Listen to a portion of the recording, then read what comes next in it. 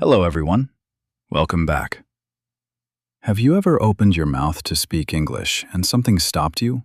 Not grammar, not vocabulary, not the words. Something deeper. Something inside you. You knew what you wanted to say. You had studied. You had practiced. But in that moment, your mind went quiet. Your throat tightened. And the words stayed inside.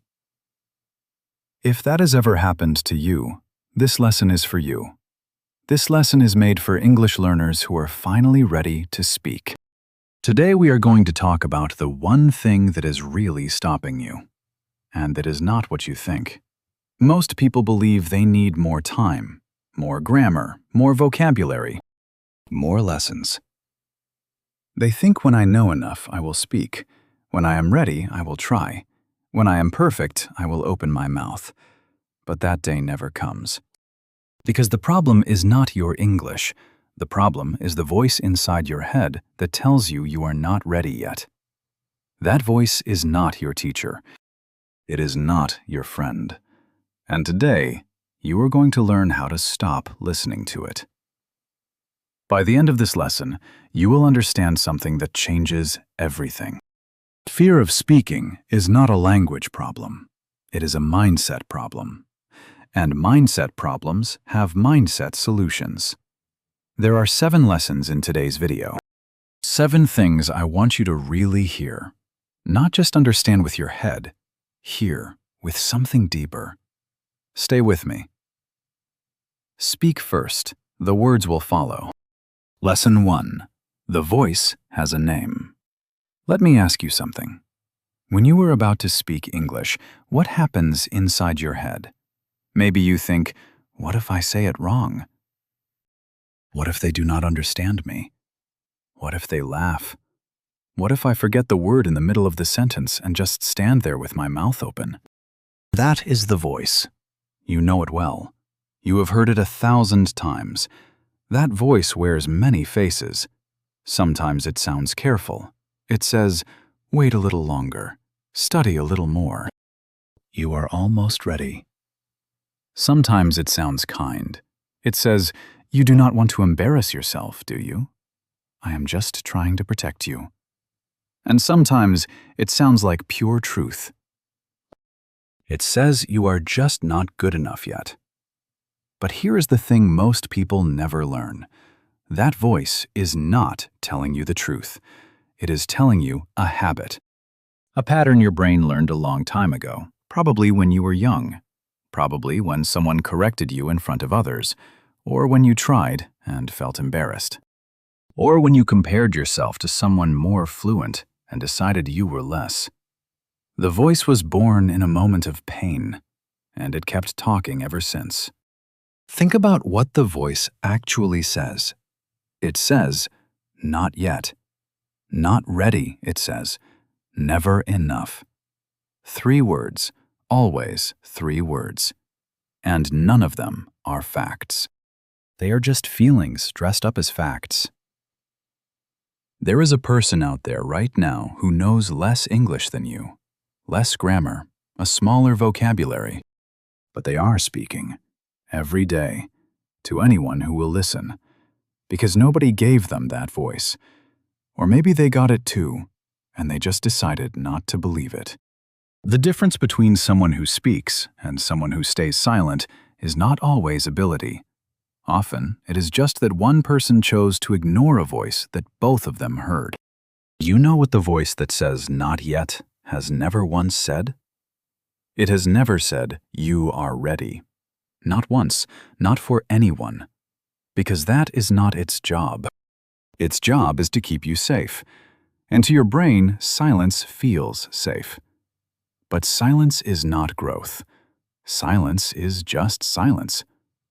Now that voice has a name. Call it fear. Call it the inner critic. You can call it the not yet voice. Give it any name you want. Because the moment you name it, it gets smaller. It stops being the whole room. It becomes just a noise in the corner. And a noise in the corner can be ignored. So speak first. Trust yourself. The voice saying stop has been wrong every time. Lesson 2. Your brain thinks you are in danger. So now you know the voice. But knowing it is not enough, because even when you tell yourself, "Do not be afraid," the fear comes anyway. You try to be brave. You stand there ready to speak, and then something happens in your body that you did not choose. Your heart beats faster. Your face feels hot. Your mind goes blank. The words you practiced disappear like smoke. Why does this happen? Why does your body react so strongly to something as simple as saying a sentence in another language? The answer is in your brain, and once you understand it, you will never feel ashamed of your fear again. Deep inside your brain, there is a small structure called the amygdala. There is no need to remember that word. Just think of it as your brain's alarm system. Its job is to detect danger and protect you. When a car comes too fast, the amygdala fires. When someone grabs your arm from behind, the amygdala fires. It sends a signal. Danger is here. React now, think later. Here is the problem. Your amygdala cannot always tell the difference between a physical danger and a social one. It cannot always separate a tiger from an embarrassing moment. To a nervous system under pressure, speaking English in front of people can feel exactly like standing in front of a tiger. Your heart beats fast, not because you are in danger, but because your brain decided this moment matters. And it is trying to protect you the only way it knows how. This is not weakness. This is biology. This is the same system that kept your ancestors alive for thousands of years. It just was not designed for language classes. And this is where Arnold Schwarzenegger comes in. When Arnold came to America in the 1970s, he spoke with a thick Austrian accent. People told him he would never make it in Hollywood. His accent was too strong. His name was too hard to pronounce. Even his body, which had made him the greatest bodybuilder in the world, was called too big, too much, too strange for the screen. He spoke anyway. Every single day. In auditions, in interviews, in rooms full of people who doubted him. His brain must have fired that alarm too. But he learned to hear the alarm and speak through it. Arnold never waited until the fear was gone. He moved while the fear was still there. Remember the last time you were afraid to speak. Maybe it was in a class. Maybe at work. Maybe at a coffee shop trying to order something and hoping the person behind the counter would just understand without you having to say too much. Your body tensed, your mind raced, and you thought, "I cannot do this." But here is what was actually happening. Your brain saw that moment as important. That tension you felt was not a sign that you should stop. It was a sign that you cared. And caring is the beginning of everything. The people who speak English with confidence are not people who have no fear. They are people who learned to feel the alarm, understand what it is, and speak anyway. Your brain treats embarrassment like a tiger. But it is not a tiger. It is just a word said wrong. And a word said wrong is still a word said. Lesson 3. The cost of waiting. Let me introduce you to someone. I will not use a real name. Call him Daniel. Daniel studied English for 3 years. 3 full years. He had textbooks. He had apps on his phone. He watched English movies with subtitles every night. He knew his grammar. He understood most of what he heard. He could read an English article and follow every word. But Daniel never spoke. Not really. In class, he stayed quiet and let others answer. In group conversations, he smiled and nodded. When he needed to order food at an international restaurant, he pointed at the menu. He always thought, "Not yet. I need a little more time, a little more practice. Then I will be ready." 3 years passed, and one afternoon, Daniel sat in a coffee shop alone, and a tourist asked him for directions. A simple question. Daniel knew the answer. He had walked that street 100 times, but the words would not come. He opened his mouth. Nothing came out. The tourist smiled politely and walked away. That night, Daniel did not feel like studying. That silence cost him something. Not just that moment, but 3 years of moments added up, one after another. 3 years of keeping English inside and never letting it out. Here is what the research actually says about this. A linguist named Meryl Swain spent years studying how people learn languages. She found something that surprised many people at the time. Listening and reading are not enough. They are important, but the act of speaking, of producing language, of pushing words out of your mouth even when they are not perfect, that is what truly builds fluency. She called this the output hypothesis. When you speak, your brain works differently than when you listen. It searches, it connects, it builds pathways.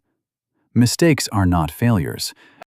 They're the material your brain uses to grow. When you say something wrong and notice it, a small correction happens. Every time you say something and it works, a connection gets stronger. You cannot build that from silence. Think about how you learned to walk. Nobody waited until your balance was perfect before letting you stand. You stood, you wobbled, you fell. You stood again. That wobbling was not failure. That wobbling was learning. Language works the same way. If this lesson is speaking to you, and if you want more content like this, consider subscribing and hitting the bell. It helps more than you know. Now, let us keep going. Because here is what silence actually costs you. It costs you confidence, because confidence only comes from doing. It costs you connection, because the people you want to talk to are out there waiting.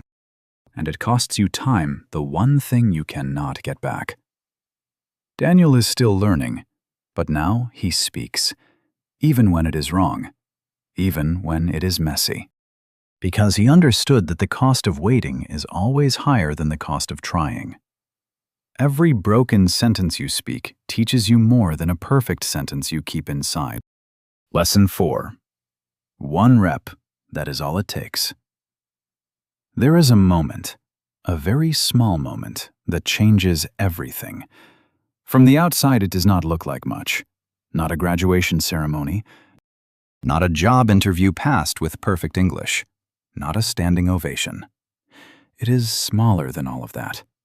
It is 1 word, said out loud, to a real person, in a real moment. Let me tell you about a woman I will call Maya. Maya had studied English for 2 years. She understood it well, but she never spoke it. Not to strangers, not in public. The voice in her head was very loud. It said things like, "Your accent is wrong. Your words are wrong. They will not understand you. You will embarrass yourself." One afternoon, Maya was on a bus. A foreign tourist sat beside her, looking at a paper map clearly lost. Maya could see exactly where the tourist needed to go. She knew. The answer was right there in her head, clear as glass. She almost said nothing. The voice started up immediately. "What if you say it wrong? What if your pronunciation is bad?" But something shifted, just for a second, and she said 1 word. Left. That was it. 1 word. The tourist looked up, smiled, said thank you, and got off at the right stop. Maya sat on that bus for the rest of the ride with something warm in her chest. Not because she had spoken perfectly, but because she had spoken at all. And the world had not ended. Nobody had laughed. The tourist had understood. 1 word had been enough. The next day, she said 2 words to someone. The day after that, a full sentence. Small reps, one after another. Not perfect, but real. Ed Sheeran used to stutter. He did not wait until it was fixed. As a child, Ed Sheeran could not get words out smoothly. He repeated sounds. He got stuck mid-sentence. He was bullied for it. Most people in that situation go quiet. They protect themselves with silence. Ed did the opposite. He started singing. Because somehow, when he sang, the stutter faded. He performed in small pubs before he was a teenager, in front of strangers, making mistakes, finding his voice, one performance at a time. Waiting for fluency was never the plan. He performed until he became fluent. Nobody remembers Ed Sheeran's early mistakes. They remember the music. They remember the voice. They remember what happened after all those imperfect reps added up into something extraordinary. That is what one rep does. In the moment, it does not feel like much. A word on a bus, a sentence in a shop, a question asked at work, even though your voice shook a little. These moments do not feel like progress, but they are. Every single one. Mistakes are not the opposite of learning.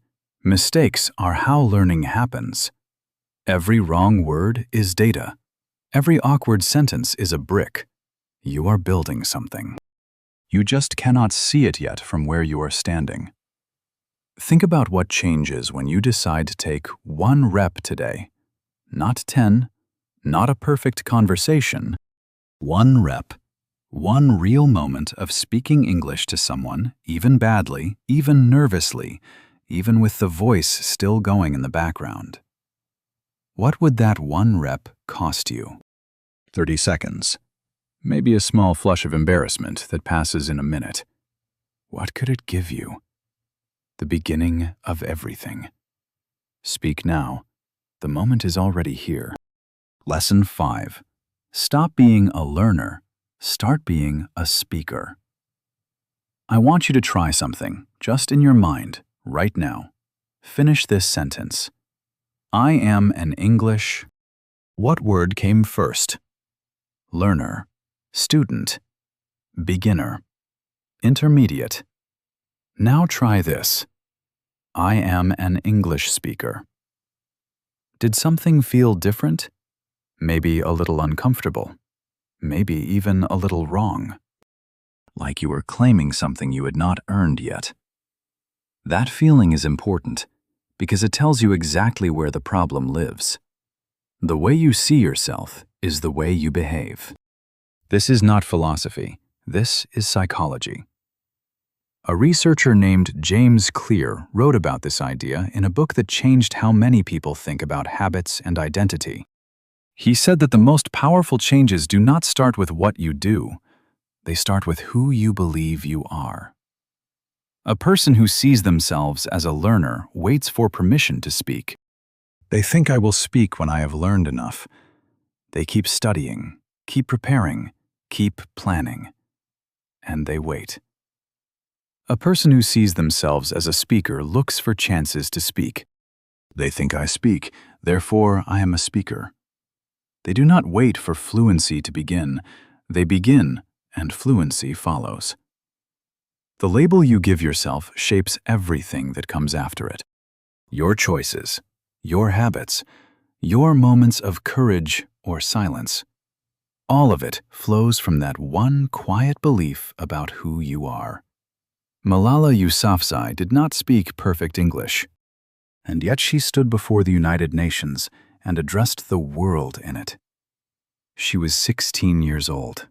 She had been shot in the head by people who wanted her to be silent. And instead of silence, she chose a stage. Instead of her own language, she chose English, the language most of the world would understand. And she spoke. Was her English flawless? No. Was she nervous? Almost certainly. Did she wait until she was ready? She did not have the luxury of waiting. She called herself a voice, not a learner, not a student, a voice.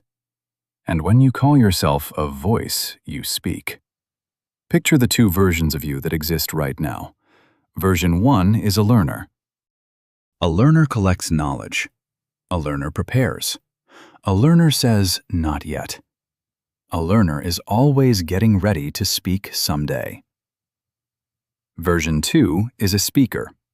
A speaker uses what they have. A speaker tries today, not someday. A speaker makes mistakes and keeps going. A speaker is not perfect. A speaker is present. Which version wakes up tomorrow and opens their mouth? Here is what identity change actually feels like.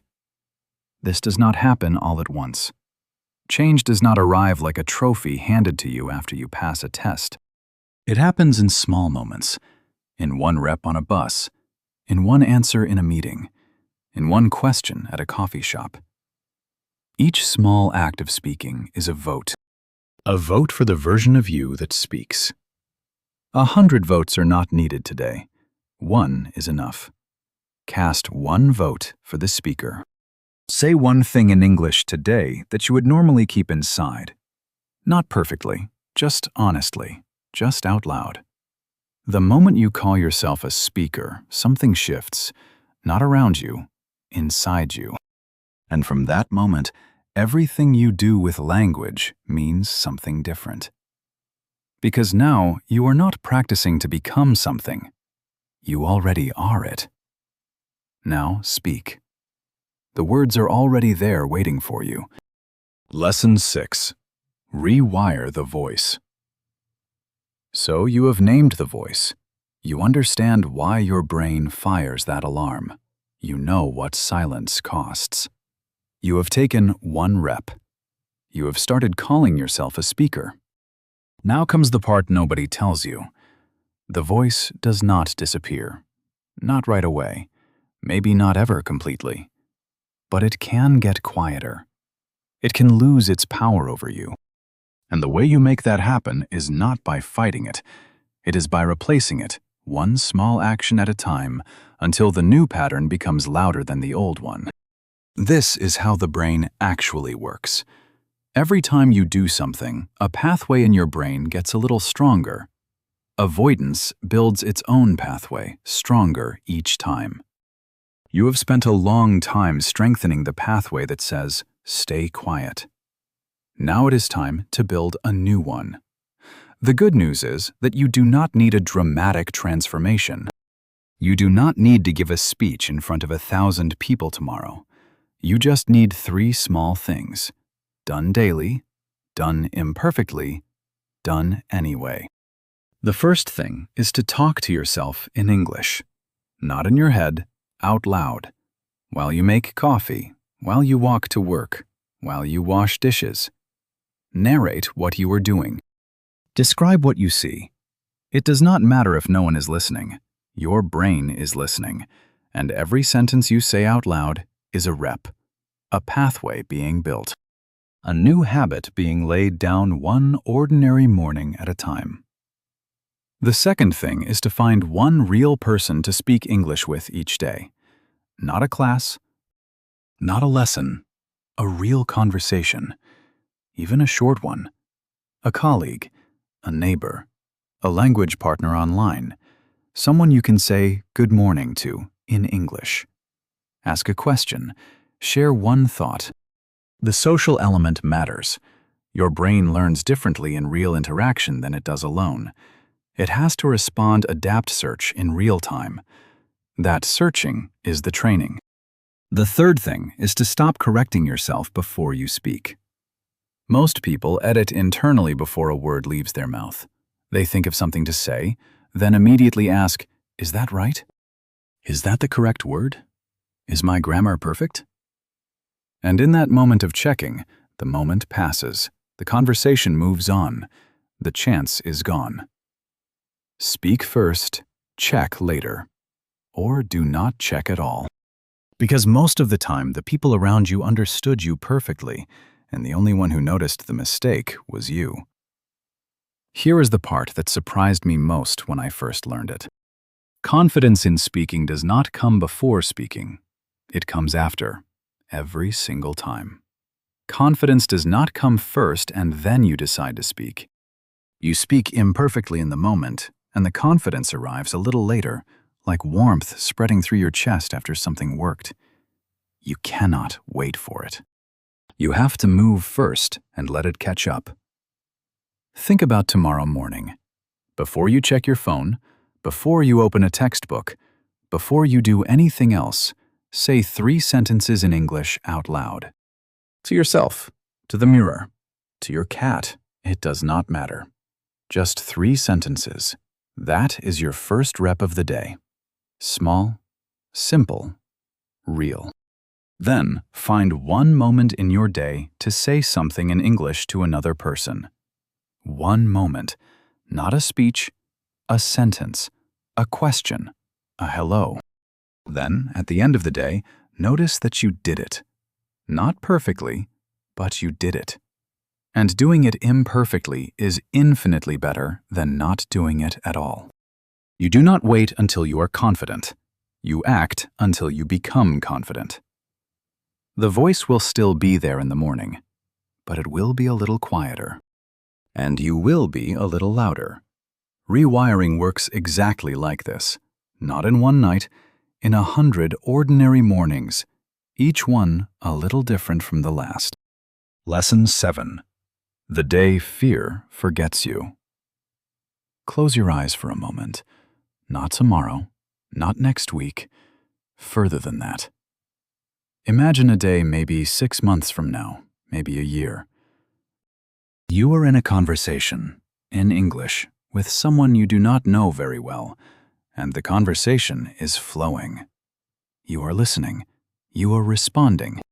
Words are coming not perfectly, but naturally, the way water moves, not fighting itself. And then, sometime in the middle of that conversation, you notice something. You forgot to be afraid.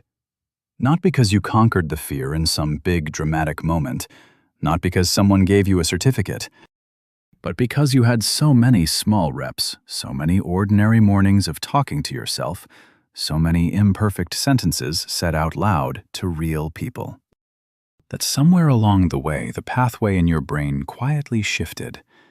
The alarm stopped firing so loudly. The voice got used to being ignored.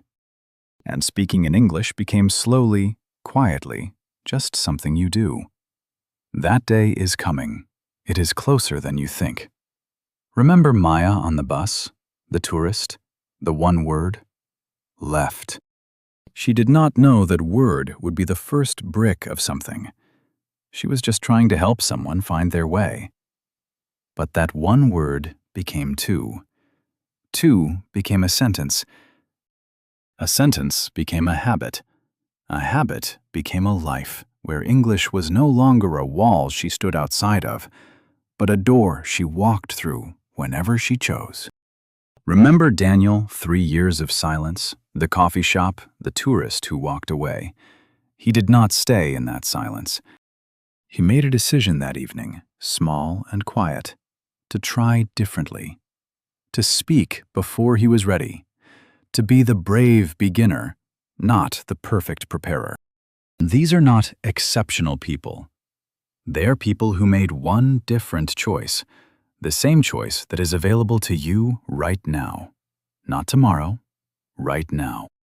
Progress in language is invisible until it is not. You will not feel yourself getting better most days. Most days it will feel slow, flat, like nothing is changing. And then one day, you will be in a conversation and something will work. A phrase lands perfectly. A joke makes someone laugh. A question gets exactly the answer you were looking for. And you will think, wait, when did that start happening? It was happening all along. You just could not see it yet. The brave beginner. I mentioned earlier the one who spoke wrong again and again and kept going, ended up being the most confident English speaker in their group. Not because they had the best grammar, because they had the most reps, because they showed up imperfect every single day and let the reps do their work. That will be you, not the version that waits, the version that speaks. Not the voice that says, not yet, the voice that says, I will try now and figure it out as I go. One day you will speak and not notice that you forgot to be afraid. That day is closer than you think. We have covered a lot of ground today. Let me bring it all back to you simply and clearly. Lesson 1. The voice has a name. It is not truth, it is habit. Name it, and it gets smaller. Lesson 2. Your brain thinks you are in danger. It is not danger. It is just a word said wrong. And your body's alarm is proof that you care, not proof that you should stop. Lesson 3. Waiting has a cost. 3 years of silence does not prepare you. It just costs you 3 years. The output is what builds the fluency, not the input alone. Lesson 4. 1 rep is all it takes to begin. A word on a bus, a sentence in a shop, small and imperfect and real. That is how it starts, always. Lesson 5. Stop being a learner. Start being a speaker.